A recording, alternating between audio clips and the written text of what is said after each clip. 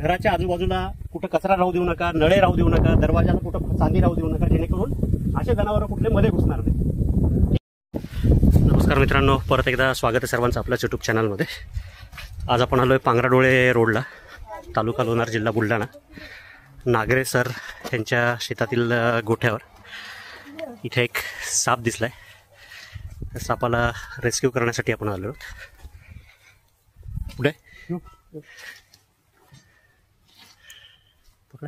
पुढे म्हणतो काढीला लागून पलीकडून या बांबूच्या पलीकडून धामणच आहे. हो धामण आहे. तू तो काळ आहे धामण आहे. जाऊ दे तिला. धामणच आहे. हो का?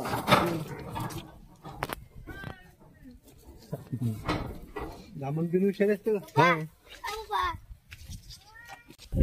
घराजवळ झालं काढून थोडस पुढे नेऊन सोडून देऊ. ती काय तोंड तिथे दगडात घातलंय त्याच्यामुळे बसली ती. एखाद्या वेळेस काही सांगता येत नाही, काहीतरी उंदीर बेंडकोळी काहीतरी खात असेल ती. घेतली चालते आपण तिकडे बंधू.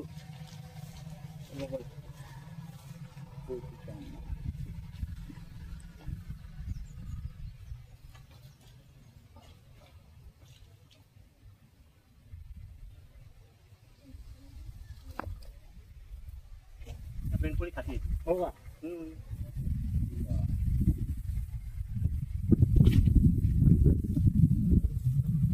तिचा बिनविषारी साप तिकडेच घ्या.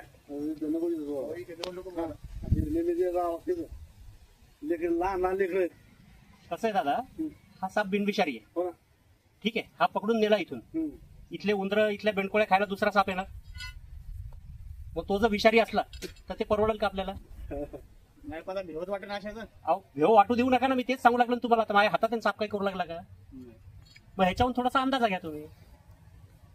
ते तुमच्या समोर प्रॅक्टिकल आहे ना जे काय आहे ते. काही करतोय कसा, काही संबंध नाही.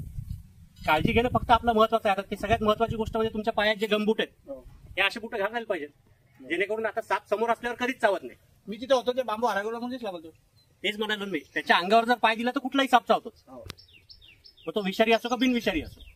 पण असे जर साप राहिले तर त्याचा फायदा हा होणार आहे पुढे चालून, की बाबा मी जसं म्हटलं तुम्हाला, ह्याच्यानंतरचा येणारा साप जर विषारी असला चालेल का तुम्हाला? आणि त्यांनी दणका दिला तर काय भावात जाईल? हे सगळ्यात जास्त उंदर खाऊन आपली मदत करता नाही. आठवड्यातनं 5-6 उंदर खातात. त्याच्यामुळे दुसरे साप यायचे चान्सेस कमी असतात अशा वेळेला. हे कसं आहे असं वाटत की माझं धामीनेच दुसरा घर असला तर.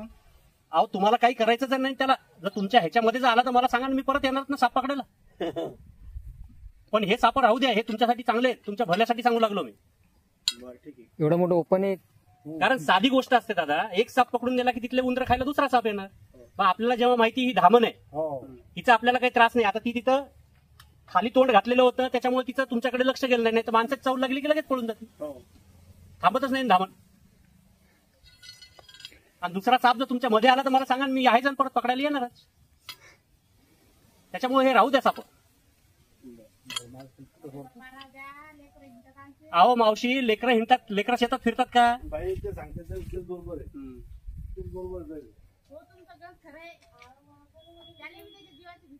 हा मग प्रश्नच येत नाही ना. मग तेच म्हणू लागलो ना मी. आता तुमच्या समोर आहे ना, हातात आहे ना माझ्या साप. काही करतोय का? चावायला येतोय का?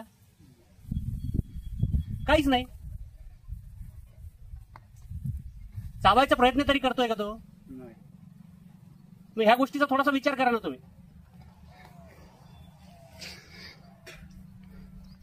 इकडून पलीकडून सोडून देऊ तिला, चालले जाते ती. साप थांबून राहतच नाही. ठीक आहे.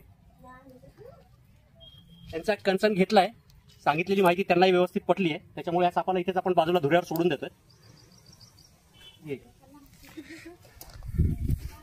काही थांबत नाही साप. साप निघून जातो लगेच.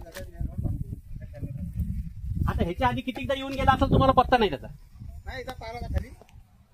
हो नाही, साप राहणारच ना. सापाचं घरच आहे.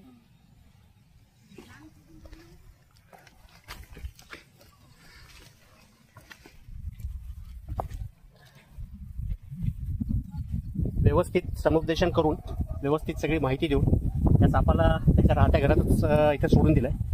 त्यांनाही जी मी सांगितली आहे ती माहिती बऱ्यापैकी पटली आहे. तर असेच सगळ्यांनी ह्या गोष्टीचा थोडासा विचार करावा, जेणेकरून जी निसर्गसृष्टी जी आहे ती व्यवस्थित राहील, जी बायोडायव्हर्सिटी जी आहे त्यामध्ये काही चेंजेस होणार नाही. त्यामुळं मी आता तुम्हाला सांगितल्याप्रमाणे माझी सगळे शेतकरी बांधवांना ही विनंती आहे की कृपया शेतात वावरताना अशा प्रकारचे गमबूट घालून फिरा, जेणेकरून मी आता आधी जसं सांगितलं की साप समोर असल्यावर काही करत नाही, पण त्याच्या अंगावर जर पाय दिला, चुकून जर त्याला धक्का लागला तर साप 100% बाईट करतो. पण असे जर बूट असतील आणि त्याच्या सापाच्या अंगावर पाय जरी आपला चुकून पडला तर सापाचा दंश आपल्याला होऊ शकणार नाही, कारण बूट जे आहेत ते पोटरीपर्यंत वरती असतात.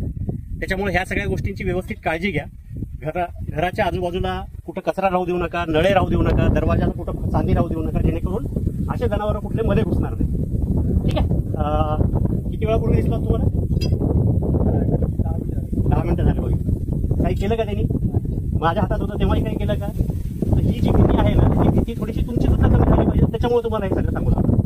जो साप दिसतो तो कधीच चावत नाही, जो साप दिसत नाही तो चावतो. म्हणजे दिसत नाही म्हणजे कसा, तुम्ही चालले, साप चालला, त्याच्या अंगावर पाय दिला, साप चावला, तो दिसला का आपल्याला? एखादा कुठेतरी तुमचं सामान ठेवलेलं शेती उपयोगी ते सामान तुम्ही काढायला गेला, त्याच्यात साप बसलेला असेल, तुमचा धक्का लागला त्याला, त्यावेळेस साप चावतो. तर अशी कामं करताना काळजीपूर्वक कामं करा.